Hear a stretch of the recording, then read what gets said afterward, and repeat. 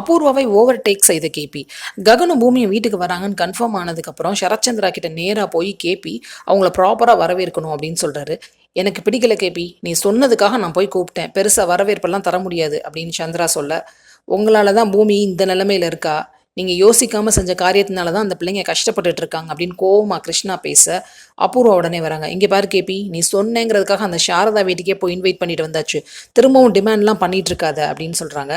இப்போல்லாம் கேபிக்கு எங்கேருந்து வீரம் தைரியம் எல்லாம் வந்துச்சுன்னே தெரில. பயங்கர ஓப்பனாகவே அபூர்வாவை திட்ட ஆரம்பிச்சிட்டாரு, அதுவும் சரத்சந்திரா முன்னாடியே. இங்கே பாரு, பூமி மேலே அக்கறை இருந்தால் தானே நீ அதெல்லாம் பண்ணுவ, அவன் மேலே உனக்கு பாசம் அக்கறை ஏதாவது கொஞ்சமாச்சு இருக்கா அப்படின்னு டைரெக்டாகவே அபூர்வாவை திட்ட, உடனே அபூர்வா, நான் பூமியை என் மகளாக தான் பார்க்குறேன், நட்சத்திராவை விட பூமிக்கு தான் அதிகமாக முக்கியத்துவம் கொடுக்குறேன் அப்படி இப்படின்னு டயலாக்லாம் பேச, இங்கே பாருங்க மாமா எப்படி பேசுகிறாரு அப்படின்னு அபூர்வா சொல்ல, ஓ நடிப்பெல்லாம் நிப்பாட்டு அப்படிங்கிற ரேஞ்சுக்கு கேபி பேசுகிறாரு. சரத்சந்திரா சொல்கிறாரு, போதும் கேபி நீ நிறுத்து, எனக்கு பிடிக்காம அவள் இஷ்டத்துக்கு கல்யாணம் பண்ணிக்கிட்டா, இருந்தாலும் என் பொண்ணாச்சு அவள் வாழ்க்கை பாழாயிடக்கூடாதுங்கிறதுக்காக தான் அவள் செஞ்ச மோசத்தை எல்லாம் நான் மறந்து அப்படின்னு சொல்லிட்டு இருக்காரு. யார் மோசம் செஞ்சவங்க? உங்கள் பொண்ணா? உங்கள் பொண்ணை அவங்கள மோசம் செஞ்சா? உங்களை மோசம் பண்ணுறது, இந்த மாயாஜலம் பண்ணி உங்களை ஏமாத்துறது இதெல்லாம் செய்கிறவங்க உங்கள் பக்கத்தில் இருக்காங்க, உங்கள் பொண்ணு இல்லை அப்படின்னு சொல்கிறாரு.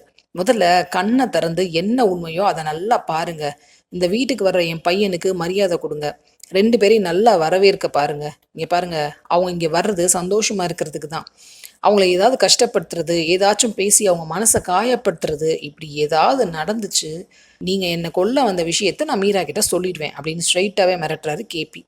அபூர்வாவுக்கும் சந்திராவுக்கும் ஒரே ஷாக் ஆகுது. எது நடக்கணும்னு நீங்களே முடிவு பண்ணிக்கோங்க, ஜாக்கிரதை அப்படின்னு சொல்லிட்டு போயிடுறாரு கேபி. அப்பா செம வீரம் அவருக்கு. இந்த பக்கம் அவர் நகண்டதும் வழக்கம் போல் நம்ம அபூர்வாக்கா ஏற்றி விடுறாங்க. நீங்கள் எவ்வளோ பெரிய ஆளு மாமா, உங்களை போய் இவன்லாம் மிரட்டிட்டு போகிறான் பாருங்க அப்படின்னு சொல்ல, இங்கே பாரு அபூர்வா, என் தங்கச்சிக்கு நான் ஒரு நல்ல அண்ணனாக இருக்கணும்னு நினைக்கிறேன், அதனால தான் அவன் சொல்கிறதெல்லாம் கேட்குறேன், பேசாமல் இரு அப்படின்னு சொல்ல, அபூர்வா எல்லாம் தலையெழுத்து அப்படின்னு சரின்னு தலையாட்டி வைக்கிறாங்க. இந்த பக்கம் பூமியும் ககனும் வர்றாங்க. அபூர்வா வந்து ஆரத்தியெல்லாம் எடுத்து வீட்டுக்குள்ளே கூப்பிட்டு போகிறாங்க. உள்ளே போனதுக்கப்புறம் கேபியை கூப்பிட்டு சரத்சந்திரா விசாரிக்கிறாரு, எதுக்கு ஆஃபீஸ் ஸ்டாஃப்லாம் வந்திருக்காங்க அப்படின்னு. நான் தான் வர சொன்னேன், இவங்களுக்கு கல்யாணம் ஆயிடுச்சுன்னு அவங்களுக்குலாம் தெரியணும்ல, அதுக்கு தான் அப்படின்னு சொல்கிறாரு. இங்கே நலுங்கு ஃபங்க்ஷன்லாம் நடத்திடுறாங்க. ககனுக்கு வம்ஷி ஃபோன் பண்ணுறாரு, இந்துவை என்கிட்டேருந்து பிரித்து மீராத்தை கூப்பிட்டு வந்துட்டாங்க அப்படின்னு சொல்ல, எதுக்கு அப்படின்னு ககன் கேட்குறாரு. நீங்கள் பணம் கொடுத்தீங்கல்ல, அது அத்தைக்கு தெரிஞ்சிருச்சு, உடனே அவளை கூப்பிட்டு போயிட்டாங்க அப்படின்னு சொல்கிறாரு. நீங்கள் 2 பேரையும் சேர்த்து வைங்க மச்சான் அப்படின்னு அவர் கேட்குறாரு. சரி வம்ஷி, நான் பேசுகிறேன், கவலைப்படாதீங்க அப்படின்னு சொல்கிறாரு. கரெக்டாக இந்து வராங்க. இப்போ தான் உன் மாப்பிள்ளை பேசினாரு, எல்லாம் சொன்னார் அப்படின்னு ககன் சொல்ல, இந்து அவங்க அண்ணாவை கட்டிக்கிட்டு அழுகுறாங்க. அழாதடா, சரி பண்ணிடலாம், சரி வா உங்கள் அம்மா எங்கே, அவங்கக்கிட்ட பேசுவோம் அப்படின்னு கூப்பிடுறாரு. ஐயோ வேண்டாண்ணா, அம்மா ஒரு மாதிரியாக பேசுவாங்க அப்படின்னு இந்து சொல்ல, பரவாயில்ல வா பார்த்துக்கலாம் அப்படின்னு கூப்பிட்டு போகிறாரு.